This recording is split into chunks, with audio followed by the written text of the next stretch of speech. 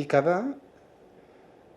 రామ్ చరణ్ గారి వల్ల మొదలైందంట కదా ఈ ప్రాజెక్ట్. ఎందుకంటే రామ్ చరణ్ గారికి ఒక కథ చెప్పడానికి వెళ్తే అక్కడ ఆటోమేటిక్గా అనుకోకుండా చిరంజీవి గారికి కథ చెప్పాల్సి వచ్చింది.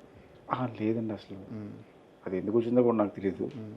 యాక్చువల్గా నేను బింబిసార తర్వాత వేరే వేరే ప్రయత్నాలు జరుగుతున్న టైంలో నేను విక్కీ గారిని కలిసాను. టీవీ క్రియేషన్స్ విక్కీ అన్న కలిసినప్పుడు విక్కీ అని అడిగా, అన్న ఇలాగా చిరంజీవి గారికి ఒక ఐడియా ఉంది, చెప్దాం అనుకుంటున్నాం, ట్రై చేద్దామా, ఏదన్నా సోర్స్ ఉందా అంటే తను తీసుకెళ్ళాడు.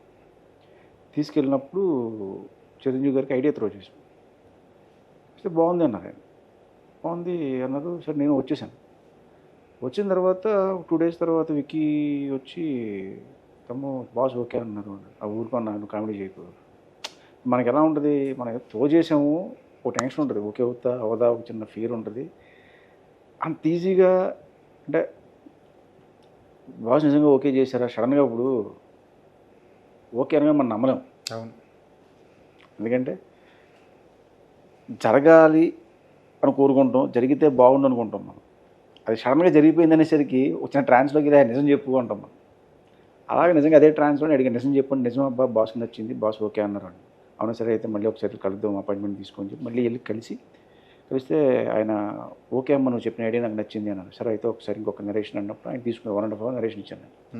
నచ్చి 1.5 hour అయిపోయిన తర్వాత ఓకే గో హెడ్ అని చెప్పారు. ఇంకా అక్కడ నుంచి అసలు బ్యాక్ స్టెప్ అనేది లేదు, వెళ్తా ఉన్నాం.